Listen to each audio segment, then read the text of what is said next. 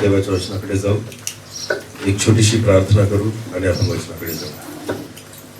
सर्व शक्तिमान जिवंत अनुग्रहकारी थोर दयाळू देवा, प्रभूजी तुझ्या पवित्र चरणी येतो, तुला धन्यवाद देतो, तुझी स्तुती प्रशंसा करतो, कारण तू महान अद्भुत पराक्रमी परमेश्वर आहे. आदरास योग्य, स्तुतीस योग्य, महिमेस योग्य तूच परमेश्वर आहे. प्रभू माझ्या देवा, तू आमच्यामध्ये आहेस त्याबद्दल धन्यवाद. आणि म्हणून प्रभू तूच आमच्याशी बोल, तुझी इच्छा पूर्ण कर, तुझी वाणी आमच्या कानावर पडू दे. येणारं वचन आम्हा प्रत्येकाच्या जीवनासाठी आशीर्वादाचं कारण कर. पवित्र आत्म्याने प्रभू मी तुझा दास मला आणि ऐकणाऱ्या प्रत्येकाला नियंत्रित कर आणि येणाऱ्या वचनाद्वारे तू आम्हाला आशीर्वादित कर, आम्हाला बोध कर, आम्हाला शिकव आणि परमेश्वर पिता तुझी इच्छा जाणून घेण्यासाठी, समजून घेण्यासाठी कृपा आणि अनुग्रह दे आणि तुझं गौरव दे. धन्यवाद. सर्व आदर तुलाच देऊन प्रार्थना येशू प्रभू तुझ्या पवित्र आणि गोड नावाने मागितली. आमेन. यावेळेस आपण एका वचनाकडे जाऊ. एक वचन आपण काढू, मत्तई शुभवर्तमान याचा 15वा अध्याय. मत्तई शुभवर्तमान याचा 15वा अध्याय आणि वचन 12 आणि 13 आपण वाचू. मत्तई 15 आणि वचन 12 आणि 13. नीट लक्ष देऊ. नंतर शिष्य येऊन त्याला म्हणाले, बायबल असं म्हणतं की नंतर शिष्य प्रभू येशू ख्रिस्ताला येऊन म्हणाले, हे वचन ऐकून परुषी नाराज झाले. हे वचन ऐकून परुषी नाराज झाले. आता इथं अशी घटना घडलेली आहे की प्रभू येशू ख्रिस्ताने काहीतरी शिकवलेलं आहे. देवाच्या वचनातून प्रभू येशू ख्रिस्त बोध करतोय, पण तिथं ऐकणारे जे लोक आहेत त्यांच्यामध्ये परुषी पण होते, जे ज्ञानी आहेत, जे धर्मशास्त्र पंडित आहेत. तर बायबल असं म्हणतं जेव्हा प्रभू येशू ख्रिस्त वचनातून बोलला ना, तर शिष्यांनी पाहिलं की त्यांना कळून आलं की परुषी काय झाले, नाराज झाले. कसं कळलं असेल बरं? कसं कळलं असेल की हे नाराज झाले असेल? सर्वात पहिली गोष्ट काय बघून? त्यांचे चेहरे बघून ना, की वचन ऐकून हे खुश झाले का नाराज झाले. म्हणजे बघा त्या काळात पण तीच परिस्थिती होती ना. स्वतः प्रभू येशू ख्रिस्त प्रचार करतोय म्हणून जरुरी नाही की सगळे ऐकणारे खुशच होत होते ना. त्याच्यातला काही भाग असा पण होता, तो काय व्हायचा, नाराज व्हायचा. तो भाग कोणता होता माहिती का? जे स्वतःला धार्मिक समजायचे. बोला, जे स्वतःला काय समजायचे? कारण पुरुषांचा प्रॉब्लेम तोच होता, कारण पुरुषी स्वतःला काय समजायचे, धार्मिक समजायचे. बऱ्याचदा देवाचं वचन किंवा देवाचं वचन म्हणण्यापेक्षा परमेश्वराची वाणी, देवाची वाणी ऐकून ते लोक नाराज होतात, जे स्वतःला काय समजतात, धार्मिक समजतात. लक्षात घ्या. आणि वचन दोन प्रकारे काम करतं. एक की मधापेक्षा गोड. परमेश्वराचं वचन कसं लागतं, मधापेक्षा.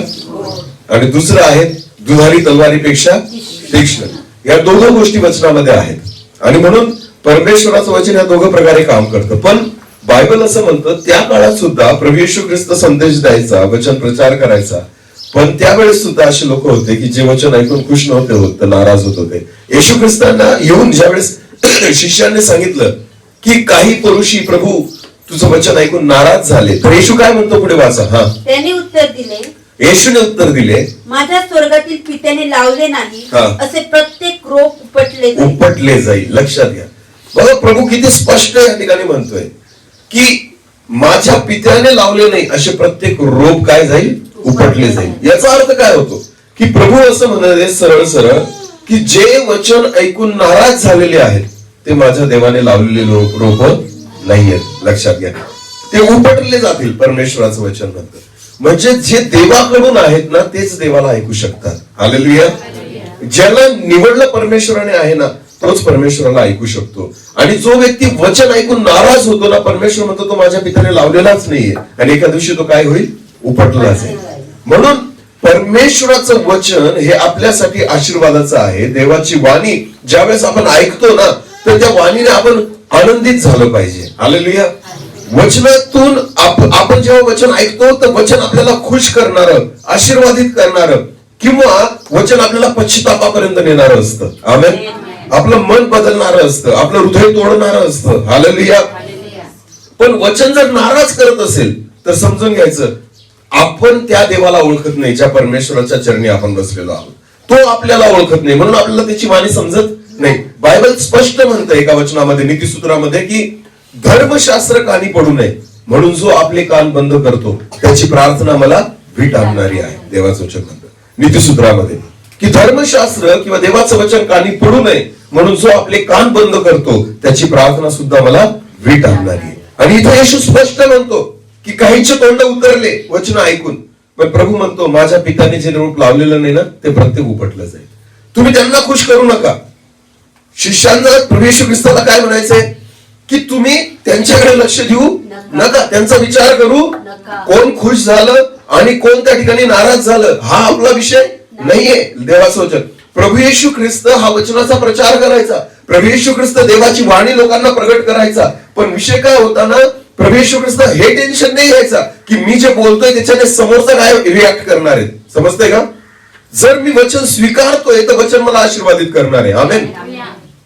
हे पूर्णपणे आपल्यावर डिपेंड आहे, ऐकणाऱ्यांवर डिपेंड आहे की मला परमेश्वराच्या वचनाद्वारे स्वतःला आशीर्वादित करायचंय का मग त्याप्रमाणे ते नाराज झाले. आणि बायबल म्हणतात मग ते माझे नाही. पुढे एक वचन वाचा, अजून मी तुम्हाला सांगतो. योहान शुभवर्तमान याचा 10वा अध्याय. योहान शुभवर्तमान याचा 10वा अध्याय आणि वचन 25 वाचा बरं.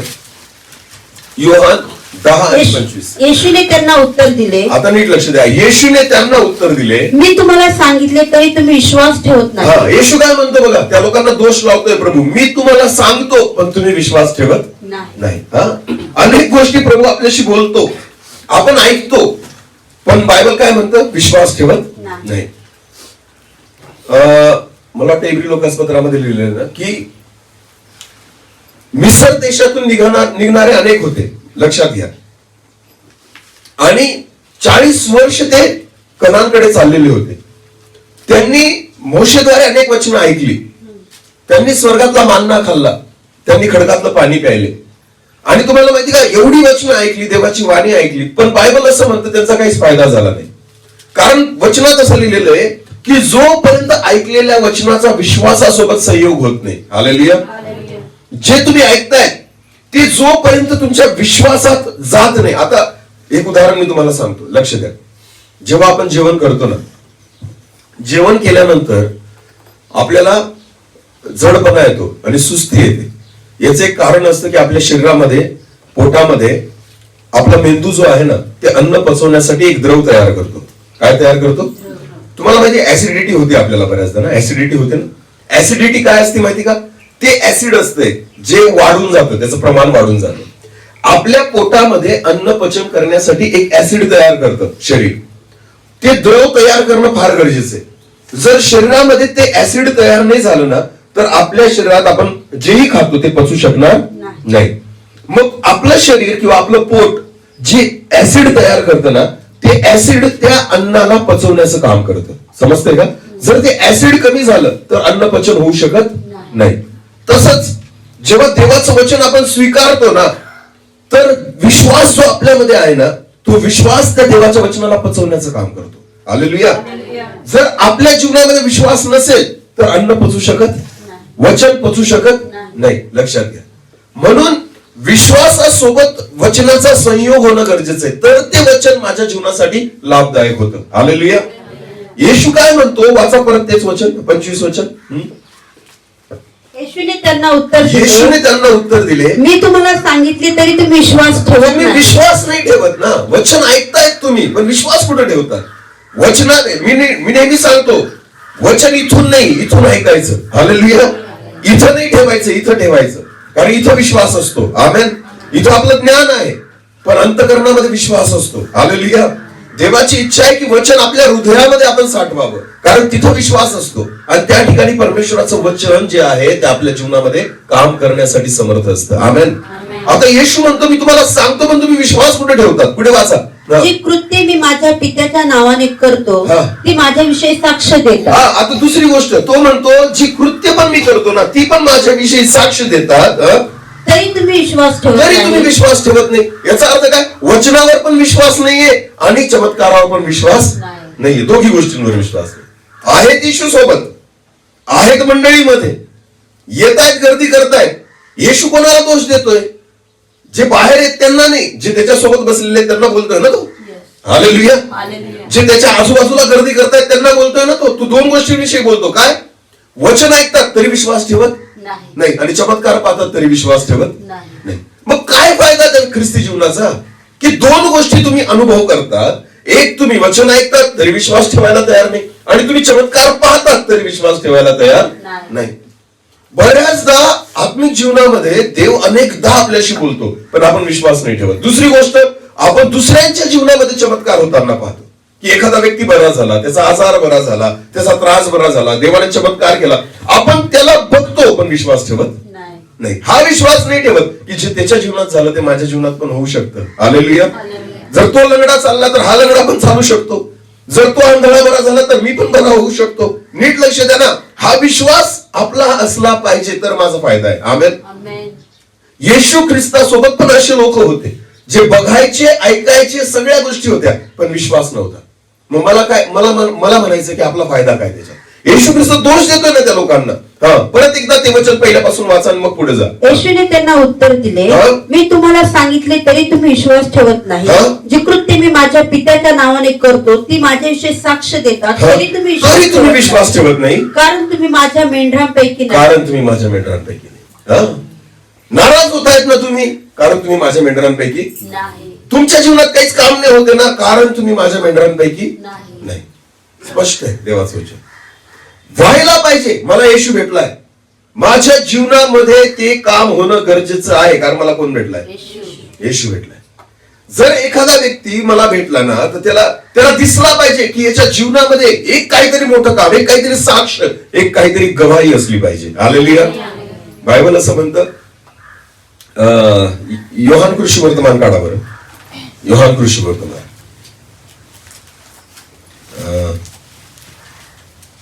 मला वाटतं 12 अध्याय.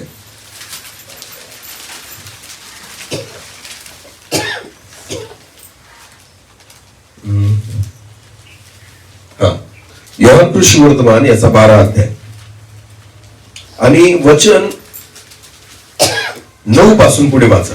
आता नीट लक्ष द्या वचनाकडे. तो तेथे आहे असे यहुदी लोकांपैकी पुष्कळांना कळले. येशू बेथानीला आलेला आहे असे यहुदी लोकांना, पुष्कळांना कळले. केवळ येशू करता नाही, आणि केवळ येशू करता नाही, तर ज्या लाजराला त्याने मेलेल्यातून उठवले होते त्यालाही पाहण्याकरता ते आले. लोक कोणा करता आले? बायबल काय म्हणतं इथं? फक्त येशू करता नाही, तर कोणाला? ज्या लाजराला मेलेल्यातून उठवलं होतं लोक त्याला पाहायला आले. हालेलुया. मग मला एक सांगा, इथं गर्दीची जमा होती ती कोणामुळे होती? लाजरामुळे. बोला कोणामुळे? कारण लाजराच्या जीवनामध्ये काय आहे? साक्ष. बोला काय आहे?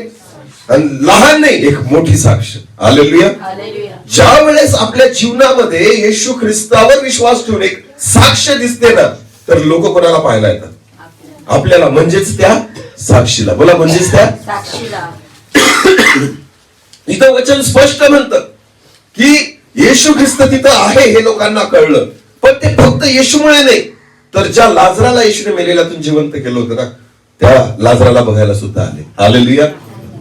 म्हणजे त्यांना दोन्ही गोष्टी बघायच्या होत्या. कोण? येशू आणि त्यांनी केलेली साक्ष. हालेलुया. बघा नीट लक्ष द्या. लोकांना दोन गोष्टी बघायच्या असतात. नुसता येशू दाखवतात तुम्ही लोकांना तर लोक नाही स्वीकारणार, लोक नाही प्रभूपर्यंत येणार, पण येशू सोबत साक्ष दाखवा. बोला काय दाखवा? की हा येशू आणि त्याने ही केलेली साक्ष माझ्या जीवनामध्ये. जेव्हा या दोन गोष्टी लोकांना दिसतील ना, लोक तुम्हाला पाहायला येतील आणि येशूला पाहायला येतील. हालेलुया. आज फक्त येशू दाखवतोय आपण, आज फक्त येशू दिसतोय, आज फक्त येशूचा प्रचार करतात, नाही, दोन्ही गोष्टी दिसल्या पाहिजे. एक येशू ख्रिस्त आणि दुसरं आपली साक्ष. हालेलुया. बायबल स्पष्ट म्हणते येशू तिथं आहे हे लोकांना कळलं. ते नक्की येशूसाठी आले, पण बायबल असं म्हणतं नुसते येशूसाठी नाही आले, तर कोणाला बघायला आले? लाजराला. बोला कोणाला? कारण लाजराच्या काही एक मोठी साक्ष होती. हालेलुया. या दोघी गोष्टींनी लोकांना त्या ठिकाणापर्यंत आणलं. आमेन. जर आपल्याला वाटतं ना आपल्या मंडळीमध्ये वाढ व्हावी, तर या दोन गोष्टी दिसल्या पाहिजे, एक प्रभू आणि एक साक्ष. हालेलुया.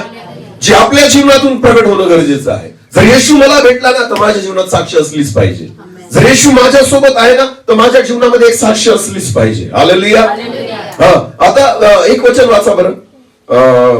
योहान कृषी वर्तमान याचा 23वा अध्याय. आपलं परिचित वचन आहे. योहान 23, आपलं आपलं स्तोत्र संहिता 23, स्तोत्र 23 सगळ्यांना परिचित आहे तो अध्याय. स्तोत्र संहिता 23. ओके, एक वचन. परमेश्वर माझा मेंढपाळ आहे, आपल्याला माहिती परमेश्वर माझा मेंढपाळ आहे, मला काही उणे पडणार नाही. ओके, आता हे वचन किती सोपं आहे आणि सगळ्यांना वाटतं. बरेच जण आपल्या घरात पण लावून ठेवतात आणि बरेच जण प्रार्थनेमध्ये पण बोलतात ह्या गोष्टी की परमेश्वर माझा मेंढपाळ आहे, मला काही उणं पडणार नाही. पण तुम्हाला माहिती का हे वचन आपल्या जीवनात केव्हा पूर्ण होईल की परमेश्वर माझा मेंढपाळ आहे आणि मला काही उणं पडणार नाही. विश्वास याला नाही म्हणत की या वचनावर मी विश्वास ठेवला, हे वचन मी घरामध्ये लावलं आणि हे वचन मी वाचतोय. तुम्हाला माहिती का हे वचन तुमच्या जीवनात केव्हा पूर्ण होतं माहिती का? जेव्हा पुढची वचनं तुमच्या जीवनामध्ये पूर्ण होतील. वाचा पुढे. तो मला हिरव्यागार कुरणात बसवतो, तो मला संत पाण्यावर नेतो, हा, तो माझा जीव ताजा तवाना करतो, हा, तो आपल्या नावासाठी मला नीतिमार्गांनी हा, चालवतो. मृत्यू छायेच्या दरीतूनही मी जात असलो तरी कसल्याच अरिष्टाला भिणार नाही. कसल्याच अरिष्टाला भिणार नाही. कारण तू माझ्या बरोबर, कारण तू माझा काय मेंढपाळ. बोला, तू माझा काय मेंढपाळ. मृत्यू छायेच्या दरीतूनही मी जात असलो तरी कसल्या अरिष्टाला भिणार नाही. कारण तू माझ्या बरोबर. पुढे वाचा. हा, तुझी आकडी व तुझी काठी मला धीर देतात. तू माझ्या शत्रूंच्या देखत माझ्या पुढे ताट वाढतो. हा, तू माझ्या शत्रूंच्या पुढे माझ्या पुढे ताट वाढतोस. पुढे तू माझ्या डोक्याला तेलाचा अभंग हा, करतो. माझे पात्र काठोकाठ भरून वाहत आहे. हा. खरोखर माझ्या आयुष्याचे सर्व दिवस हा. मला कल्याण व दया ही लागतील हा. आणि परमेश्वराच्या घरात मी चिरकाल हे वचन जेव्हा पूर्ण होतील ना तेव्हा परमेश्वर माझा काय मेंढपाळ. मेंढपाळ आहे. लक्षात घ्या, आपण नुसतं म्हणतो परमेश्वर माझा मेंढपाळ आहे, पण भीती आहेच, आजार आहेत, त्रास आहेच, अशांतता आहेच. मग कसं काय परमेश्वर माझा मेंढपाळ आहे? कारण दावीद काय म्हणतो, परमेश्वर जर माझा मेंढपाळ आहे ना तर या सगळ्या गोष्टी माझ्या जीवनामध्ये आहेत, म्हणून परमेश्वर माझा काय आहे? मेंढपाळ आहे. मग मी मृत्यू छायेच्या दरीतून चाललो ना तरी मी भिणार नाही आणि मी भीत नाही. का? कारण परमेश्वर माझा. माझे शत्रू माझ्या समोर असतील ना तरी मी निवांत त्यांच्या समोर जेवण करेल. का? कारण परमेश्वर माझा. मला भुकेची चिंता नाहीये, तो मला हिरव्यागार कुरणात बसवतो कारण परमेश्वर माझा मेंढपाळ आहे. मी काय खावं, मी काय प्यावं याची चिंता मी करत नाही कारण परमेश्वर माझा. मग माझ्या जीवनामध्ये जर चिंता असतील ना तर परमेश्वर माझा मेंढपाळ नाहीये. माझ्या जीवनामध्ये जर भीती असेल ना तर परमेश्वर माझा मेंढपाळ नाहीये. माझ्या जीवनामध्ये असुरक्षितता असेल ना, चिंता असेल ना तर परमेश्वर माझा मेंढपाळ नाहीये. नुसतं तोंडाने बोलून नाही होत, आपल्या जीवनामध्ये ते दिसलं पाहिजे की जर परमेश्वर माझा मेंढपाळ आहे ना तर पुढे जे लिहिलेलं आहे ते माझ्या जीवनामध्ये असलं पाहिजे. तर म्हणायचं की परमेश्वर माझा काय मेंढपाळ आहे. विश्वास नाहीये, प्रभू म्हणतो, ते वचन ऐकतात, कृती पण पाहतात, चिन्ह चमत्कार पण पाहतात, पण विश्वास ठेवत नाही. लक्षात घ्या, कारण ते माझी मेंढर नाहीये. लक्षात घ्या, लाजराच्या जीवनामध्ये एक साक्ष होती. विश्वास त्याने ठेवला त्या परिवाराने, पण एक साक्ष घेऊन तो परिवार चालतोय. आणि म्हणून बायबल असं म्हणतं, जेव्हा बेथानीला येशू ख्रिस्त आला ना त्यावेळेस केवळ येशूला पाहण्यासाठी नाही पण लाजराला पाहण्यासाठी सुद्धा लोक आले. हालेलुया. लक्षात घ्या, हेच प्रभूला तुमच्या आणि माझ्या जीवनाकडून अपेक्षित आहे. आमेन. हा, आणि पुढे वाचा आता परत लाजरा ते वचन या 12 अध्याय योहान 12 मध्ये. हा, लाजराच्या इथं जिथं ते वचन वाचलं ते परत वाचा, मग पुढे वाचा. तो तेथे आहे असे यहुदी लोकांपैकी पुष्कळांना कळले. आता वचन नीट ऐका. तो तेथे आहे असे जेव्हा यहुदी लोकांना कळले, आणि केवळ येशू करता नाही, तर त्या लाजराला त्याने मेलेल्यातून उठवले होते त्यालाही पाहण्याकरता ते आले. मुख्य याजकांनी लाजरालाही जीवे मारण्याचा निश्चय केला. आता बघा, मुख्य याजकांनी लाजरालाही जीवे मारले. पहिले कोणाला मारत होते? फक्त मारायची इच्छा होती येशूला. आता कोणाला मारायच्या मागे लागले?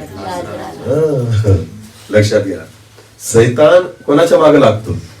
ज्याच्याकडे काय साक्ष आहे. बोला काय साक्ष. हा, लक्षात घ्या, रिकाम्या लोकांच्या मागे नाही लागत. ज्यांच्याकडे साक्ष आहे ना त्यांना मारायच्या मागे लागतो, त्यांच्या विरोधात लागतो. सैतानाला फक्त आणि फक्त आपली काय नष्ट करायची माहिती का? साक्ष. बोला काय करायची? सैतान माणसाची किंवा देवाच्या लोकांची साक्ष खराब करायच्या मागे लागतो. लक्षात घ्या, कारण सैतानाला माहिती हीच साक्ष लोकांना देवापर्यंत आणते, हीच साक्ष अनेक लोक देवाच्या राज्यामध्ये घेऊन येते. तुम्हाला माहिती का, एखादा सेवक पापात पडल्यानंतर काय होतं? सैतान त्याच्या साक्षीला मारून टाकतो. काय करतो? साक्षीला मारून टाकतो. आणि साक्ष मेली की तुमच्याद्वारे काहीच नाही होऊ शकत. कळतंय का मी काय सांगतोय? सैतानाचं कामच आहे की याची साक्ष संपवा. तो साक्ष जी आहे ना त्या साक्षाला संपवण्याच्या मागे. बायबल असं म्हणतं की ते आता कोणाला मारायच्या मागे लागले? लाजराला. कारण लाजरामध्ये साक्ष होती. लाजराद्वारे देवाचा गौरव होतोय. लाजराद्वारे अनेक लोक देवाच्या राज्यात येत आहेत. लाजराद्वारे अनेक गर्दी प्रभू येशू ख्रिस्तापर्यंत येते. मग यहुदी लोकांच्या मनात आलं, अरे नुसतं येशूला मारून फायदा नाही, तर त्याच्या साक्षीला पण मारा. बोला, कशाला मारा? साक्षीला मारा. लक्षात घ्या, आज सुद्धा सैतान साक्ष संपवण्याच्या मागे. ख्रिस्ती परिवारामध्ये तो साक्ष नाही ठेवत. ख्रिस्ती राहू देतो लोकांना, पण त्याचं म्हणणं आहे साक्ष ठेवू नका. सैतानाचं आज जगामध्ये अनेक ख्रिस्ती आहेत, अनेक लोक विश्वास आहेत. साक्ष किती लोकांकडे मला सांगा. सैतानाने साक्ष संपवून टाकलेली लोकांची. आणि म्हणून आपल्या गावाच्या शेजारचं गाव बदलू नाही शकत, आपल्या घराच्या शेजारचं घर नाही बदलू शकत. याचं एकच कारण आहे, साक्ष नाही आपल्या जीवनामध्ये. लक्षात घ्या, जर तुमच्या जीवनात साक्ष असेल ना, तर ती साक्ष किमान तुमच्या आजूबाजूच्या लोकांना तरी बदलेल. हालेलुया, बदलेल. मी आयुष्यभर ख्रिस्ती राहिलो. समजा एक उदाहरण देतो मी तुम्हाला. मी आयुष्यभर ख्रिस्ती राहिलो, मी ख्रिस्तामध्ये मेलो. ज्या दिवशी न्याय होईल ना, त्या दिवशी माझ्या घराच्या आजूबाजूतले घर जर नाशाकडे गेले ना, तर ते लोक तुम्हाला दोष देतील की प्रभू याच्या काही साक्ष नव्हती ना, की आम्ही कसं काय समजू की ख्रिस्त याला कळलाय, याच्या जीवनात काय काम झालं. आम्हाला काहीच कळलं नाही ना. आम्ही याच्या शेजारी राहिलो, पण आम्हाला ख्रिस्त कधी कळला नाही, दिसलाच नाही. ख्रिस्त साक्ष कधी दिसलीच नाही. दिवा लावून मापाखाली ठेवत नाही. लक्षात घ्या, मी खरं सांगतो तुम्हाला, जिथं तुम्ही राहतात त्या तुमच्या आजूबाजूला तुमची साक्ष दिसलीच पाहिजे. आणि नसेल दिसत तर मग याचा अर्थ काहीतरी गडबड आहे. गडबड आहे. लक्षात घ्या, बेथानीमध्ये माहिती होतं की लाजराच्या जीवनात काय झालं, आणि लोक लाजराला बघायला आले. ही साक्ष तुमच्या जीवनामध्ये, तुम्ही कुठेही राहा, तुम्ही कुठेही असा, तुमची साक्ष लोकांना असलीच पाहिजे. हालेलुया. काय केलंय ना प्रभूने माझ्यासाठी, ही साक्ष. म्हणून तुम्हाला मी सांगतो, आज सैतानाला चिंता नाहीये त्या लोकांबद्दल, त्या ख्रिस्ती लोकांबद्दल ज्यांच्यामध्ये साक्ष नाहीये. कारण त्यांना माहिती बिना साक्षीचे काही करू शकत नाही. ख्रिस्ती व्हा ना तुम्ही. तुम्ही बाप्तिस्मा घ्या, तुम्ही चर्चला जा, तुम्ही गाणे म्हणा, तुम्ही बायबल वाचा, काही घेणं देणं नाही सैतानाला. सैतानाला माहिती आशी बिन नरकात जातील, यांचा काही प्रॉब्लेम, यांचा काही फरक पडणार नाही. सैतानाला माहिती का काय नष्ट करायची? साक्ष. मला काय नष्ट करायची? आज पापात पडलेले सेवक पण सेवा करतायत. सैतानाला त्यांची भीती नाहीये, कारण सैतानाला माहिती यांची काय बनून गेलेली साक्ष. लक्षात, तरी सेवा चाललेली, तरी प्रचार चाललेला आहे, तरी चमत्कार चाललेले. त्यांना पण वाटतं आम्ही सेवा करतोय, पण तुम्हाला माहिती का सैतानाला माहिती यांची काय मारून टाकलेली साक्ष. साक्ष जिवंत नाहीये त्यांची, आणि म्हणून सैतान नाही घाबरत, आणि अशा सेवकांद्वारे काम नाही होत. लक्षात, आज सुद्धा तीच गरज आहे. आपल्या जीवनामध्ये जर प्रभू येशू ख्रिस्त मला भेटला ना, तर एक साक्ष निर्माण व्हायला पाहिजे, जी साक्ष लोकांना दिसली पाहिजे. आमेन, हालेलुया. मला नाही कळत एक गोष्ट, की जर येशू माझ्या सोबत आहे ना, तर मी तसाच राहू शकत नाही. मला नाही कळत जर एखादा व्यक्ती तसाच राहतोय तर. का? कारण मासे पकडणाऱ्या सोबत 3.5 वर्ष राहिला, तर मासे पकडणारा माणसे धरणारा झाला. किती वर्षात? 3.5 वर्ष. मग मला जर 20 वर्ष होऊन गेले, 10 वर्ष होऊन गेले, 15 वर्ष होऊन गेले प्रभू मध्ये येऊन, ख्रिस्तासोबत राहून, तर माझ्या जीवनात का नाही फरक पडत आहे? माझी साक्ष का नाही बदलत आहे? का माझा उजेड नाही पडू शकत आहे? का माझ्या जीवनाद्वारे काहीच देवाचं काम नाही होऊ शकत आहे? कारण काहीतरी गडबड आहे ना माझ्यामध्ये. जर पेत्र बदलू शकतो, याकोब बदलू शकतो, अरे तो जक्कई एका दिवसामध्ये बदलू शकतो, व्यभिचारी स्त्री बदलू शकते, तर मी का नाही बदलत? निकोदेमस बदलतोय, मी का नाही बदलत? अरिमथाईचा योसेफ बदलू शकतो, मग मी का नाही बदलत? अरे एवढंच नाही, काही तास जो चोर त्याच्यासोबत लटकलेला आहे तो बदलू शकतो, तर मी का नाही बदलत? माझ्या जीवनामध्ये का नाही साक्ष तयार होत? इतके वर्ष मी प्रभू येशू ख्रिस्तासोबत राहतोय, आणि म्हणून तुम्हाला सांगतो, निष्क्रिय जीवन आहे हे, ज्या जीवनामध्ये साक्ष नाहीये. काहीतरी माझ्या जीवनाद्वारे दिसू द्या ना लोकांना, की मी प्रभू मध्ये आहे, की येशू ख्रिस्त माझ्यामध्ये आहे. जो फाटा माझ्यामध्ये राहतो. एक ते वचन वाचावर, योहान सुवर्तमान 15. मीच खरा द्राक्षवेल आहे, आणि माझा बाप माळी आहे. माझ्यातील फळ न देणार प्रत्येक फाटा तो काढून टाकतो. माझ्यातील फळ न देणार.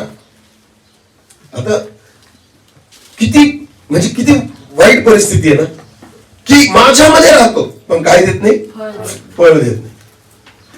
खऱ्या चांगल्या द्राक्ष वेलामध्ये आहे, पण काय देत नाही, फळ देत नाही. म्हणून प्रभू काय म्हणतो, मी त्याला काय करतो, काढून टाकतो. कारण सगळ्यात चुकीची गोष्ट हीच आहे की आपण त्या वेलाशी जोडलेले आहोत जो फळ देणारा वेल आहे, आणि माझ्यामध्ये काही साक्ष दिसत नाही, एकही साक्ष दिसत नाही. मग मला सांगा कसं काय देवाचा गौरव होईल? प्रभू काय म्हणतो, मी न लावलेलं, माझ्या पित्याने न लावलेलं प्रत्येक रोप उपटले जाईल. बोला, काय केलं जाईल? मग पिता कोणते रोप लावतो, फळ देणारे का विना फळ देणारे? त्या प्रत्येक रोपाला एक साक्ष येते. हालेलुया. आणि ज्या रोपाला साक्ष दिसत नाही, ज्या झाडाला फळ दिसत नाही, प्रभू येशू ख्रिस्त म्हणतो, इथून पुढे तुझं फळ कोणी न खाव, इथून पुढे तुझं फळ कोणी न खाव. लक्षात घ्या, जर तू तुझ्या जीवनामध्ये माझ्यासाठी काही नाही ना, तर मी तुझ्या जीवनाचा उपयोग दुसऱ्यासाठी पण नाही उद्या. हालेलुया. लक्षात घ्या, तुम्ही ख्रिस्ती म्हणून, विश्वासी म्हणून जर प्रभूला फळ नाही देऊ शकत, त्याला साक्ष नाही देऊ शकत ना, तर प्रभू तुमच्या जीवनाद्वारे दुसऱ्याला पण फायदा होऊ देणार नाही, तुमच्या परिवाराला पण फायदा होऊ देणार नाही. पहिला फायदा कोणाला झाला पाहिजे? आपल्या जीवनाचा देवाला. पहिली साक्ष कोणासाठी असली पाहिजे? ख्रिस्तासाठी. हालेलुया. लक्षात घ्या. आणि म्हणून बायबल असं म्हणतं की यहुदी लोक फक्त येशूलाच नाही, लाजराला सुद्धा मारायच्या मागे लागले, कारण त्यांना माहिती होतं की येशूला आम्ही मारू, पण त्याची साक्ष जिवंत राहील. मला काय जिवंत राहील? आज सुद्धा तुम्हाला माहिती का, रोमी लोकांनी प्रभू येशू ख्रिस्ताला मारलं किंवा यहुदी लोकांनी येशू ख्रिस्ताला मारलं, तो जिवंत झाला, तो स्वर्गात गेलाय, मी विश्वास ठेवतो. आणि ह्या जगात तुम्ही आणि मी त्याची साक्ष आहोत जे जिवंत आहोत. हालेलुया. अजून सुद्धा प्रभू येशू ख्रिस्त तसाच काम करतोय, अजून सुद्धा येशू ख्रिस्त तशीच सेवा करतोय, अजून सुद्धा प्रभू येशू ख्रिस्त तसाच प्रचार करतोय. का माहिती का? कारण त्याच्या साक्षी जिवंत आहेत. हालेलुया. ज्या साक्षी जिवंत आहेत ना, त्या अजून पण ख्रिस्ताला प्रगट करतायत. पण ज्यांच्या काही साक्ष मरून गेलेली आहे, त्यांच्या जीवनाद्वारे ख्रिस्त प्रगट होत नाही. आणि प्रभू म्हणतो, ती माझी मेंढर नाहीये. लक्षात, स्पष्ट देवाच्या वचनामध्ये आहे. आज आत्मपरीक्षण करा, काय माझ्या जीवनामध्ये अशी एखादी साक्ष आहे, जिवंत साक्ष आहे? काही लोकांच्या जीवनामध्ये होती, तर त्यांना कळलं पण नाही ती मरून गेली असं, ती संपून गेली असं. नवीन जेव्हा प्रभू मध्ये आलो ना, एक साक्ष घेऊन आपण आलो होतो. बोला, काय घेऊन आलो होतो? साक्ष. प्रत्येकाच्या जीवनामध्ये उगाचच नाही आलोय आपण, प्रभू येशू ख्रिस्तामध्ये काहीतरी साक्ष घेऊन आलोय आपण. पण मग त्या साक्षीला आपण जिवंत ठेवलं का मारून टाकलं? आज ती साक्ष जिवंत आहे का मरून गेलेली आहे? आज ती साक्ष खरंच तुमच्या सोबत आहे का संपून गेलेली आहे? आज मी डोळ्यांनी काही वेळेस पाहतो अनेक सेवकांना, वाईट वाटतं. मी कधीच खुश नाही होत एखाद्या सेवकाला पापात पडताना पाहून. लोकांना काय माहिती, चर्चा करायला खूप आनंद होतो एखादा पापात पडला तर, की हा असं करतोय, तो तसं करतोय. मी म्हणतो देवाला पण खुशी नाही होत, परमेश्वर पण त्रासातच असतो. का? कारण एक साक्ष मिली त्याची. मला काय मिली? साक्ष मिली. पण मी तुम्हाला सांगू का, मेलेल्यांना जिवंत करणारा कोण आहे? परमेश्वर. येशू ख्रिस्ताने ना मेलेल्यांना जिवंत केलं. मग काय तो आपली साक्ष परत जिवंत नाही करू शकत का? करू शकतो. पण प्रॉब्लेम काय माहिती का, आपल्यालाच नकोय ते, आपल्यालाच नकोय की आपली साक्ष जिवंत व्हावी. लक्षात घ्या, येशू ख्रिस्त मार्था आणि मरियाला म्हणतो तुझा भाऊ पुन्हा उठेल, पण त्या म्हणतात हा आम्हाला ठाऊक आहे, पुनरुत्थान समय पुन्हा उठेल. विश्वास पाहिजे ना की तो आत्ताच उठेल, ही साक्ष आत्ताच जिवंत होईल माझी. जोपर्यंत आपण विश्वास नाही ठेवत ना, प्रभू त्या साक्षीला जिवंत करू शकत नाही. लक्षात घ्या, ह्या दिवसात तुम्हाला माहिती का, मराठीमध्ये खूप चांगली म्हण आहे, पुढच्याच ठेस मागचा शहाणा. हा, समोरच्याला ठेस लागली ना तर मागच्याने तोच वेडापणा नाही करायचा, त्याने सावध होऊन जायचं. तुम्हाला माहिती का, आत्मिक जीवनामध्ये ना हे लक्षात ठेवा की एक व्यक्ती समजा पापात पडला आणि त्याचा परिणाम काय झाला हे आपल्या डोळ्यांनी जर दिसते ना, तुम्ही ते पाप करू नका, तुम्ही ती चूक करू नका. लक्षात घ्या, या दिवसामध्ये सेवेमध्ये आम्ही अनेक उदाहरणं पाहिले. देवाच्या सेवकांचं म्हणतोय मी, देवाच्या दासांचं म्हणतोय की त्यांच्याकडे एक साक्ष होती आणि ती साक्ष मेली. आता शमशोन जो आहे, कोण? शमशोन. ते काढून ठेव वचन शास्त्रेचं. शमशोन जो होता ना, तो जन्म घेऊन आला होता, एक साक्ष घेऊन आला होता. काय काय घेऊन जन्माला आला होता? तू नाझीर होशील. काय होशील? नाझीर. याचा अर्थ देवाला अर्पण केलेला व्यक्ती. हालेलुया. शमशोनाच्या जीवनामध्ये एक साक्ष होती आणि ती साक्ष घेऊन तो जन्माला आला. आणि परमेश्वराने अद्भुत रीतीने त्याचा उपयोग केला. आमेन. नीट लक्ष द्या. पण ह्या शमशोनाचा एक प्रॉब्लेम होता. देव आहे ना याच्याशी डायरेक्ट काम नाही करू शकत होता. भले जन्म देवाने दिला, भले आत्म्याने परमेश्वराने भरला, अभिषेक परमेश्वराने दिला, पण या शमशोनाची एक कमजोरी होती. काय कमजोरी होती? तो जिथं जाईल ना तिथं बायांनाच पाहायचा. कोणाला पाहायचा? स्त्रियांना. तो बायांच्याच मागे लागला शेवटपर्यंत. स्टार्टिंग पासून तुम्ही बघा. पहिलं कुठे आहे बरं? वाचा बरं ते 14 काय? शास्ते 14. थांबा आता एक मिनिट. शास्ते 14. हा वाचा. शमशोन तिम्ना येथे गेला. हा, शमशोन तिम्ना येथे गेला. तेथे त्याने एक बलिष्ठी मुलगी पाहिली. आता बघा, शमशोनाने काय पाहिली? बोला बोला, काय पाहिली? बलिष्ठी मुलगी पाहिली. आता इथं गेला तिम्नाला, बलिष्ठी मुलगी पाहिली. आता पुढे जे सगळं झालं ना, तर देवाला माहिती होतं की याने ती बलिष्ठी मुलगी पाहिली, याला बलिष्ठी मुलीशी लग्न करायचंय. मग आता देवाने अशा गोष्टी घडून आणल्या की हा बलिष्ठांना मारेल. कोणाला मारेल? बलिष्ठांना. पण शमशोन देवासाठी नव्हता मारत. कोणासाठी मारत होता? त्या मुलीसाठी. मला कोणासाठी? शमशोनाचं काम देवासाठी नव्हतं. तो त्या मुलीला प्राप्त करण्यासाठी त्या गोष्टी करत होता.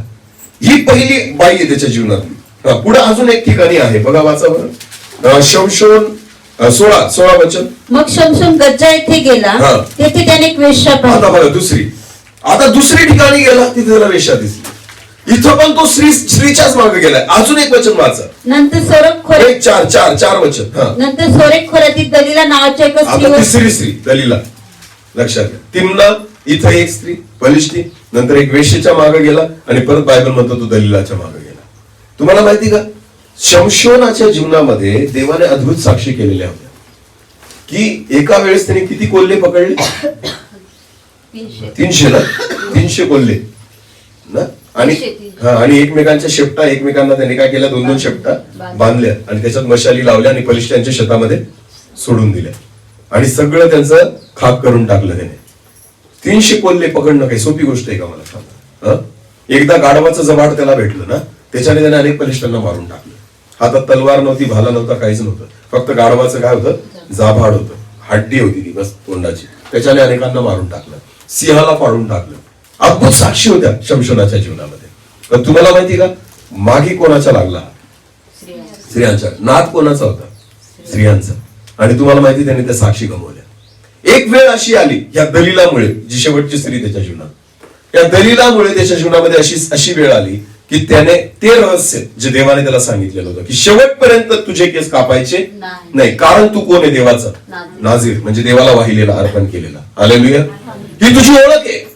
तुझे केस का वाढलेले? ती स्टाईल नाहीये तुझी, ती ओळख आहे देवाची. ते चिन्ह आहे की तू तुझ्या केसाला वस्त्र लावायचा नाही, कारण तू देवाला वाहिलेला देवाचा नाझीर आहेस. लक्षात घ्या. आणि जेव्हा त्याच्या केसांना वस्त्रा फिरला, आणि तुम्हाला माहिती का, त्याने देवाचा करार ज्यावेळेस मोडला ना, त्यावेळेस सगळ्या गोष्टी, देवाचं सामर्थ्य, देवाचा अभिषेक, देवाची साक्ष ही त्याला सोडून निघून गेली. साक्ष नाही राहिली त्याच्या जीवनामध्ये काहीच. जेव्हा त्याचे केस कापले ना, ते वाचा आता तिथून. त्याने आपले सारे मनोगत सांगितले. शास्ते 16 आणि वचन ना 19 पासून वाच. तिने शमशोनाला आपल्या मांडीवर झोपवले. बघा, नीट लक्ष द्या. साक्ष संपवण्याचं काम करते एक बाई. ती शमशोनाची काय संपवते? साक्ष संपवतीये. एक पाप, एक व्यभिचाराचं पाप, माणसाची साक्ष कशी संपवते बघा. कशावर झोपवलं? मांडीवर. प्रेमाने, एकदम प्रेमाने. लक्षात घ्या, सैतानाला माहिती याची साक्ष कशी संपवायची. शमशोनाला कळत नव्हतं की हे काय चाललेलं आहे. शमशोनाला वाटत होतं ही प्रेम करते. प्रेम नाही येते. सैतान प्रेमाने त्याची साक्ष संपवतोय. मांडीवर झोपवलं. पुढे वाचा. अनेक मनुष्य बोलावून त्याच्या डोक्याच्या 7 बटांचे मुंडन करवले. त्याला बांधून नाही केल्या ह्या गोष्टी ना, त्याला मांडीवर झोपून केल्या. लक्षात घ्या. एक प्रेमाने त्याला त्या ठिकाणी स्वतःच्या वशमध्ये केलं. कारण त्याला जर बांधलं असतं ना, तो ताडकन तोडून टाकायचा, साखळ्या पण नाही ठेवायचा. त्याला कोणीच बांधू शकत नव्हतं, कशानेच बांधू शकत नव्हतं. पण तुम्हाला माहिती, तो व्यभिचाराने बांधला गेला. नीट लक्ष द्या. देहाच्या वासनांनी बांधला गेला. एका स्त्रीच्या त्या प्रेमाने बांधला गेला. लक्षात घ्या, त्या पापाने तो बांधला गेला. आणि तुम्हाला माहिती का, त्याला ना साखळ्या बांधून ठेवू शकत नव्हत्या, जखडून ठेवू शकत नव्हत्या एका ठिकाणी. पण तुम्हाला माहिती, एका स्त्रीने त्याला जखडून ठेवलं एकाच ठिकाणी. स्त्रीमध्ये ताकद नव्हती त्याच्यापेक्षा जास्त. पण तुम्हाला माहिती व्यभिचार एक असं पाप होतं की ज्याने त्याला जखडून ठेवलं, हलू देत नाही व्यभिचार त्याला. लक्षात, एवढ्या ताकदवर. मी नेहमी म्हणतो दाविदाने गोल्याथाला हरवलं. बोला, दाविदाने कोणाला हरवलं? पण दाविदाला एका स्त्रीने हरवलं. दाविदाला कोणी हरवलं? एका बेतशेबेने. गोल्याथाला सहज हरून टाकलं दाविदाने, पण एका स्त्रीने सहज हरून टाकलं त्याला. ती होती बेतशेबा. हे पाप जे असतं ना, हे साक्ष संपवतं. ही साक्ष, हे व्यभिचाराचं पाप या शमशोनाच्या जीवनामध्ये होतं, साक्ष संपवण्यासाठी. आता बघा, त्याला प्रेमाने घेते मांडीवर आणि मग एका जणाला बोलवलं आणि त्याचं मुंडन करवलं. पुढे वाचा. मग ती त्याला सतावू लागली आणि तो निर्बल झाला. आता मग ती त्याला काय करू लागली? सतावू लागली. आता बघा, तो काय झाला? निर्बल झाला. आता पुढे एक वचन आपण वाचू. 25 वचन, ठीक आहे, 23 वचनापासून पुढे वाचा. नंतर पलिष्ठांचे सरदार आपल्या दागोन नामक देवाप्रित्यर्थ महायज्ञ उत्सव करण्यासाठी जमले. ते म्हणू लागले, आपल्या देवाने आपला शत्रू शमशोन याला आपल्या हाती दिले. बघा, नीट लक्ष द्या. ज्या शमशोनाकडे सामर्थ्य होतं, एक साक्ष होती, आता तो पलिष्ठांच्या हातामध्ये गेला आणि मग त्यांनी म्हटलं, आमचा शत्रू आमच्या हाती दिला आहे. आता पुढे त्याला पाहून लोक आपल्या देवाचे स्तवन करत म्हणाले, त्यांच्या देवाचं स्तवन करत म्हणाले, आपल्या देवाने आपल्या देशाचा नाश करणाऱ्या आणि आपल्यातल्या पुष्कळांचा संहार करणाऱ्या शत्रूला आपल्या हाती दिले आहे. ते आनंदाच्या भरात म्हणाले, शमशोनाला समोर आणा, म्हणजे तो आपली करमणूक. शमशोनाला समोर आणा. आता तो आपली काय करेल? करमणूक करेल. हिंदीमध्ये खूप सुंदर वचन आहे. हिंदीमध्ये कोणाकडे आहे का बायबल? इथं नसेल ना? हिंदी बायबल आहे का? हिंदी कटिंग मध्ये न्यायू याचा 16 24 आणि 24 वचन वाच. 24 वचन. और जब लोगों ने उसे देखा तब यह कहकर अपने देवता की बढ़ाई की, हमारे देवता ने हमारे शत्रु और हमारे देश का नाश करने वाले को, जिसने हम में से बहुतों को मार भी डाला, हमारे हाथ में कर दिया है. जब उनका मन मगन हो गया, तब उन्होंने कहा शिमशोन को बुलाओ कि वह हमारे लिए तमाशा करे. हमारे लिए क्या करे? तमाशा. आतापर्यंत देवाचं काम करत होता, पण आता तो काय करायला लागला? तमाशा. बोला, काय करायला लागला? तुम्हाला माहिती, जेव्हा एका देवाच्या दासाची साक्ष संपते ना, तेव्हा तो सेवा नाही करत, तो काय करतो? तमाशा. तमाशा करायला लागतो तो. जेव्हा पहिले उभा राहायचा ना, तर देवाचं काम व्हायचं, पण आता साक्ष संपून गेलेली, आता काय करतो? तमाशा. वचनाचा प्रचार जरी करतो ना, तरी लोकांना वाटतं हा काय करतोय? तमाशा. आराधना जरी करतोय ना, तरी लोकांना वाटतं हा काय करतोय? पहिले तसं नव्हतं.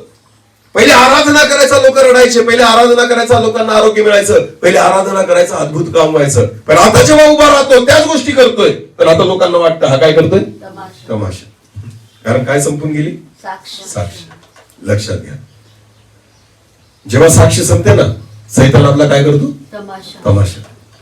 जगासमोर तमाशा करतो, आपल्या परिवाराचा तमाशा करतो, आपल्या जीवनाचा तमाशा करतो. ख्रिस्ती परिवारांचा तमाशा होतोय या दिवसामध्ये, कारण सैतानाला माहिती यांची साक्ष गेली. लक्षात घ्या, आपण आपल्या हाताने आपला तमाशा करतो.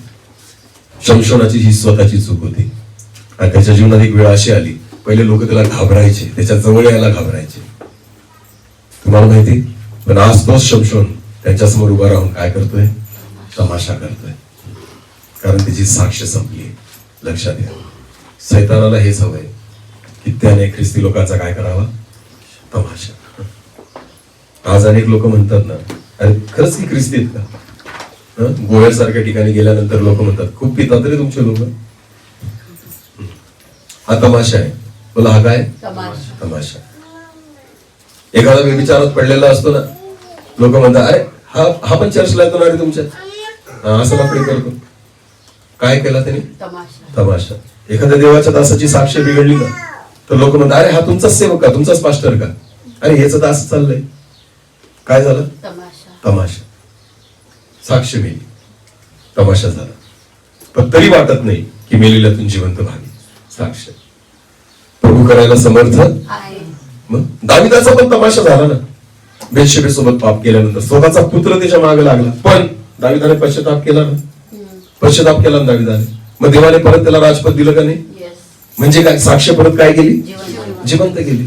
तुम्हाला माहितीये, ज्या बेतशेबेच्या पोटी मुलगा जन्माला आला तो मेला, कारण दाविदाने तमाशा केला होता देवाचा. मग त्याने रडून पश्चाताप केला, परत देवाकडे आला, सगळे पाप स्वीकार केले. देवाला म्हटलं तू फटके मार मला, मी तयार आहे. मग देवाने काय केलं माहिती का? देवाने परत त्याला आशीर्वादित केलं. कोणाद्वारे? बेतशेबेद्वारेच आशीर्वादित केलं. आणि तुम्हाला माहिती शल्मोन राजा कोणाचा पुत्र होता? बेतशेबेचा. शल्मोन जो श्रेष्ठ राजा, तो त्याच बेतशेबेच्या पोटी परत जन्माला आला. एक साक्ष परत निर्माण केली देवाने तिथूनच नवीन, की जो कधीच असा राजा तिच्यासारखा जन्माला नाही आला, या जगात कधी नाही झाला, असा राजा बेतशेबेच्याच पोटी जन्माला आला. येशू ख्रिस्ताच्या वंशावळीत ती आहे. साक्ष ही अद्भुत काम करते. आमेन. राहाब वेश्याची साक्ष आहे. त्या राहाबाच्या त्या घराण्याला इस्रायलमध्ये नाही, येशू ख्रिस्ताच्या वंशावळीमध्ये स्थान भेटलेले. राहाब वेश्येला लक्षात घ्या, साक्ष तिने जिवंत ठेवली शेवटपर्यंत. आणि अजून सुद्धा तिची साक्ष ओरडते की येशू ख्रिस्ताच्या वंशामुळे तिला जागा भेटलेली. राहाब वेश्येला अजून सुद्धा तो वंश इस्रायलामध्ये जिवंत आहे, ती साक्ष जिवंत आहे. अशी साक्ष असू द्या आपल्या जीवनामध्ये. मेलेल्या साक्षी काहीच कामाच्या नाहीत देवासाठी. सैतान फक्त आपल्या साक्षी संपवण्याच्या मागे लागतो, पण आपण ना विश्वास नाही ठेवत, म्हणून प्रॉब्लेम आहे. प्रभू काय म्हणतो? तुम्ही ऐकतात, कृती पाहतात, पण तरी विश्वास ठेवत की मी करू शकतो. हा विश्वास ठेवा. हालेलुया. विश्वास ठेवा. आत्मिक जीवनामध्ये तुमची परिस्थिती काही असेल, मला एक म्हणायचं, नीट लक्ष द्या. सैतानाने आपली साक्ष मारली असेल, संपवली असेल, आपला तमाशा केला असेल, पण मी तुम्हाला सांगतो शमशोनाचा पण तमाशा झाला. पण शमशोनाने लास्ट मोमेंट मध्ये प्रभूला सांगितलं, हे प्रभू माझा तमाशा होतोय ना, पण मी आज मान्य करतो, माझे सगळे पाप मी कबूल करतो.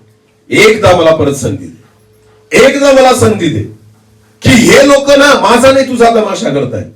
मी मेलो तरी चालेल, पण मरता मरताना मला असं सामर्थ्य दे, या सगळ्यांना घेऊन मरेल. लक्षात घ्या, तमाशा करतायत ना ते लोक, पण देवाने त्याला सामर्थ्य दिलं ना शेवटी, कारण त्याने पश्चाताप केला. आणि परमेश्वराने त्या लास्ट मोमेंट मध्ये शेवटच्या क्षणी शमशोनाला परत त्याच्या सामर्थ्याने भरलं. मेला तो, पण मरताना परत एक साक्ष देऊन गेला. हालेलुया. की बायबल मध्ये असं म्हटलेलं आहे, जेव्हा शमशोन शेवटी त्याने त्या सगळ्या त्या भवनाला पाडलं ना, तर बायबल मध्ये असं म्हटलंय, शेवटची साक्ष त्याची सगळ्यात मोठी. वाचा बरं. वरिष्ठांबरोबर मलाही मरण येऊ असं म्हणत आपले सर्व बळ एकवटून त्याने ते खांब रेटले. तेव्हा ती इमारत त्या सरदारांवर तेथे जमल्या सर्व लोकांवर कोसळली. अशा प्रकारे त्याने मरते समय ठार मारलेले लोक त्याच्या साऱ्या हयातीत त्याने ठार मारलेल्या लोकांपेक्षा, सगळ्या हयातीत मारलेल्या लोकांपेक्षा जास्त होती. शेवटची साक्ष सगळ्यात मोठी होती. हालेलुया. नीट लक्ष द्या. सैतानाने तमाशा केला, पण त्याच्यामध्ये तो खुश नाही राहिला, नाराज नाही झाला, तर त्याने पश्चाताप करून देवाला म्हटलं, प्रभू मला परत सामर्थ्य दे. आणि देवाने मरता मरताना त्याची साक्ष पहिल्या साक्षीपेक्षा मोठी केली. हालेलुया. बायबल म्हणतं त्याच्या हयातीत जेवढे त्याने मारले नव्हते ना, तेवढे लास्ट मोमेंटला त्याने मारले. लक्षात घ्या. आज सुद्धा जे देवाचे सेवक पतित झाले, पापात पडले, त्यांच्याद्वारे काही होत नाही ना, अजून सुद्धा संधी आहे. अजून सुद्धा संधी आहे. जर पश्चातापी अंतःकरणाने देवाकडे येतील ना, मी तुम्हाला सांगतो त्यांची शेवटची साक्ष पहिल्या साक्षीपेक्षा मोठी होईल. देवाला गरज आहे या गोष्टींची, पण आपल्यालाच गरज नाही ना. ती साक्ष जिवंत व्हावी. नीट लक्ष द्या. शेवटची साक्ष पहिल्या साक्षीपेक्षा काय होईल? मोठी होईल. दाविदाची पण झाली, तस शमशोनाची झाली. देव प्रत्येकाची करायला समर्थ आहे. हालेलुया. पण पश्चातापी अंतःकरण पाहिजे, देवाकडे तुटलेलं हृदय पाहिजे. आज मी अशा लोकांना बघितलंय प्रियांनो, नीट लक्ष द्या. ज्या देवाच्या दासांनी खूप चांगली सेवा केली, आज त्यांच्याद्वारे काही होत नाही. तुम्हाला माहिती का ते पापात पडले, चुकले, काय असेल देवाला माहिती. पण ऐका, ते काय करतात माहिती का? प्रार्थना की देवा परत एकदा आम्हाला तसा अभिषेक दे, परत एकदा आम्हाला तशा रीतीने चालव, परत एकदा आमच्या जीवनात. ही प्रार्थना चुकीची आहे. ही प्रार्थना चुकीची आहे. देवाला काय अपेक्षित आहे माहिती का? देवाला काय अपेक्षित आहे? देवाचं म्हणणे तू फक्त तुझे पाप कबूल कर, की हा मी चुकलो, हा मी तुझ्या विरोधात पाप केलंय, हा प्रभू माझी लायकी नाही. जेव्हा उधळ्या पुत्र घरी आला ना, तो काय म्हणतो, मी तुझा पुत्र म्हणून येण्याच्या योग्यतेचं नाही, पण तुझा एक दास म्हणून मला तुझ्या घरी ठेव. मला परत ते पद दे, मला ती सेवा दे, हे मागू नका. देवाला म्हणा फक्त माझा उद्धार कर, माझं तारण कर, मग साक्ष प्रभू निर्माण करेल. हालेलुया. आज पतित झालेला व्यक्ती परत ती गोष्ट मागतोय देवाकडे की मला तेच पाहिजे. नाही, ते देव देईल तर देईल, नाही तर नाही देणार. तू फक्त देवाकडे पश्चाताप कर की मी कुठं चुकलोय, मी कुठं पतित झालो, मला प्रभू माझ्या पापांची क्षमा कर, मला तार, मला जवळ घे, बाकी देव करेल काय करायचं. हालेलुया. शमशोनाला सेवा नाही दिली देवाने, फक्त साक्ष दिली. शेवटी काय दिली? कारण मरण जीवन नाही राहिलं त्याच्याकडे, दिवस नाही राहिले शमशोनाकडे, एक पण दिवस नाही भेटला त्याला ती साक्ष गाजवण्यासाठी. ती लोक गाजवायला लागली. शमशोन मेला त्या दिवशी. ते देव ठरवतो काय करायचं ते परमेश्वरला आपण नाही सांगू शकत की प्रभू परत मला तशी सेवा देईल, मग माझा उपयोग कर. एकच साक्ष निर्माण करून संपवून टाकेल तो, पण लक्षात घ्या उद्धार करून टाकेल. बिना साक्षीचा मरू देणार नाही, एवढं निश्चित आहे. लक्षात घ्या. प्रार्थना चुकीच्या करतात लोक. पापात पडले ना, पापाची कबुली करा, ते पाप सोडा, क्षमा करा देवाकडे. जेव्हा येतात ना तुम्ही, तर ते तुमच्या चेहऱ्यावर दिसलं पाहिजे की मी चुकलोय, मी चुकलोय. हे लोकांना सांगण्याचा दाखवण्याचा प्रयत्न नका करू की मी तोच आहे. नाही, तमाशा करतायत तुम्ही या गोष्टीने. काय करतायत? तमाशा. शमशोन दाखवण्याचा प्रयत्न करत होता. परत त्याला जेव्हा वाद्याने ताणलं गेलं ना, मारलं गेलं ना, जेव्हा त्याची केस कापले गेले, तो परत ते दोर तोडत होता. पण तुटले का? नाही, तमाशा झाला त्याचा. नाही होत ते परत, जर देवाने सोडून दिलं तर. उगाच बळजबरी काहीतरी दाखवण्याचा प्रयत्न करू नका. लक्षात घ्या. जर एखादा अभिषिक्त, नीट लक्ष द्या, जर एखादा अभिषिक्त सेवक पापात पडला, जर त्याला वचनाचं दान होतं, प्रकाशनाचं दान होतं, चिन्ह चमत्काराचं दान होतं ना, मी म्हणतो जर तू पापात पडला ना, तू काही दिवस सेवा डायरेक्ट स्टॉप कर स्टॉप. उभं नको राहू, गुडघ्यावर बस देवासमोर, सोड उभं राहणं. तो समय की तू देवासमोर बसावं, माणसासमोर उभं राहावं नाही. तो माणसासमोर उभं राहिला, तमाशा झाला. काय झाला? तमाशा. लोक म्हणतील हा काही पण बोलतो, बोल काय, लोक म्हणतीलच असं, कारण तुझ्या काही देवाचा आत्मा राहिलेला नाही. तमाशाच होईल. म्हणून बंद कर काही दिवस सेवा, बंद कर. उगाच टाइमपास नको करू, तमाशा करशील स्वतःचा. फक्त देवासमोर बस, गुडघे टेक, आरोळी मार, देवाला सांग देवा पुनर्स्थापना कर, परत जिवंत कर. तो जेव्हा उभं कर ना, तेव्हा उभं राहा. हालेलुया. मग तमाशा नाही होणार. लक्षात घ्या. तुम्ही ऐकतात पण विश्वास ठेवत नाही, कारण तुम्ही माझी मेंढर नाही, देवाचं वचन होतं. पण जो ऐकतो आणि विश्वास ठेवतो तो देवाचं मेंढरू आहे. हालेलुया. तो देवाचा कळप आहे. देवाची अपेक्षा ही आहे, त्या साक्षीला जिवंत ठेवा. आमेन. कारण त्या साक्षीकडे बघून लोक येतील. हालेलुया. आपल्यामध्ये नवीन परिवार पण आहेत बरेचसे ना. तुम्हाला मी एक फक्त आत्मपरीक्षण करायला लावतो की जेव्हा तुम्ही नवीन प्रभू मध्ये आले तेव्हा तुमची साक्ष काय होती, तेव्हा तुमचा विश्वास कोणत्या लेवलला होता, तेव्हा तुमचं समर्पण कोणत्या लेवलला होतं, आणि आज काय वाटतं तुम्हाला? साक्ष जिवंत का मरून गेली? विश्वास जिवंत का मरून गेला?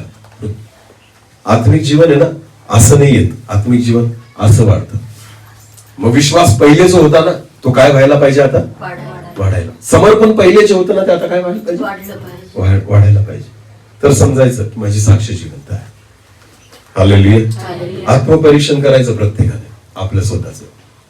आज आपली जी परिस्थिती आहे ना, याला जबाबदार कोण आहे? आपण स्वतः. आपला तमाशा जर होत असेल ना, याला जबाबदार कोण आहे? आपण स्वतः.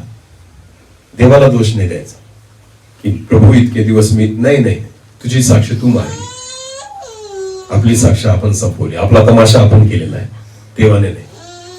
पण तरी सुद्धा असून सुद्धा परमेश्वर मेलेल्यातून जिवंत करेल.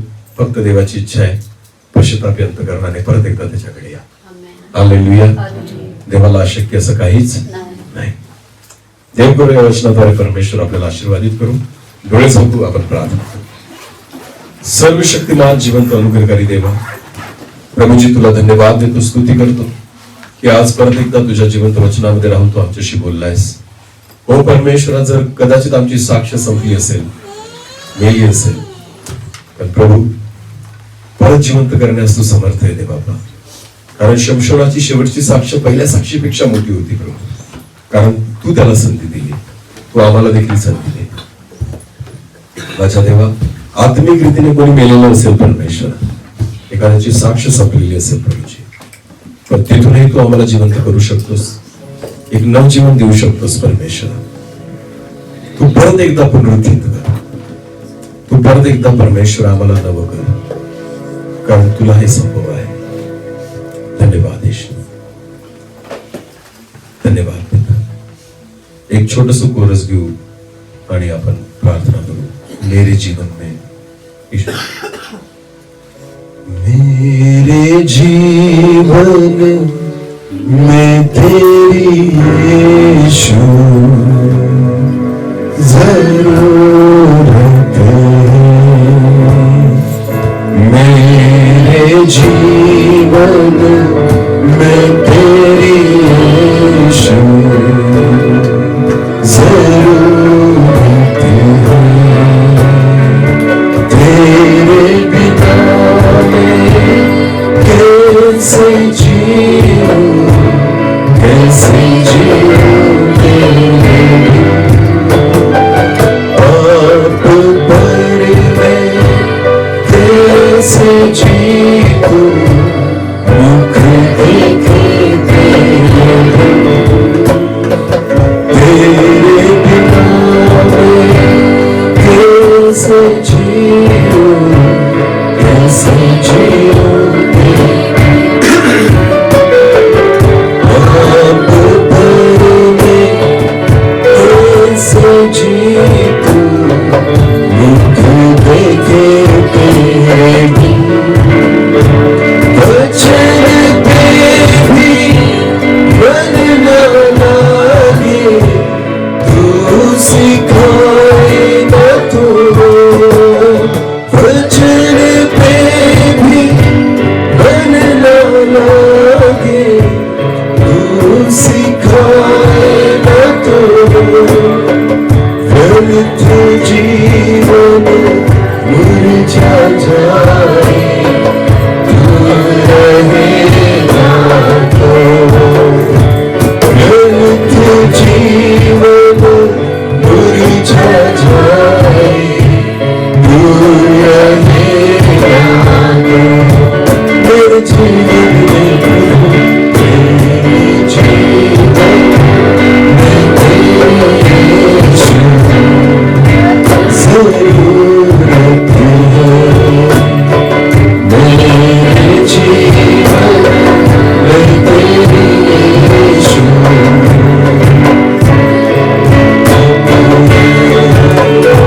भटकूं तो मैं कहाँ जाऊं, तेरा तो नहीं जो है. दर्शन मांगू पल पल तेरे, नम्र इस दिल से. भटकूं तो मैं कहाँ जाऊं, तेरा तूने जो है. दर्शन मांगू पल पल तेरे, नम्र इस दिल से. तेरे लहू के पाक बहाव से मुझको शुद्ध कर दे. तेरे लहू के पाक बहाव से मुझको शुद्ध कर दे. इस शरीर मंदिर में हरदम तेरी प्रसन्नता है. इस शरीर मंदिर में हरदम तेरी प्रसन्नता है. मेरे जीवन में प्रभु, मेरे जीवन में तेरी यीशु जरूरत है. मेरे जीवन में तेरी यीशु जरूरत आम्हाला तुझीच गरज आहे परमेश्वर. आमची साक्ष तयार कर की जेणेकरून आम्हाला बघून अनेक लोक तुझ्यापर्यंत येतील. असं होऊ दे. सर्व आदर मान महिमा गौरव सन्मान तुलाच देतो. प्रार्थना ईश्वर तुझ्या पवित्र आणि गोड नावाने मागितली. आमेन.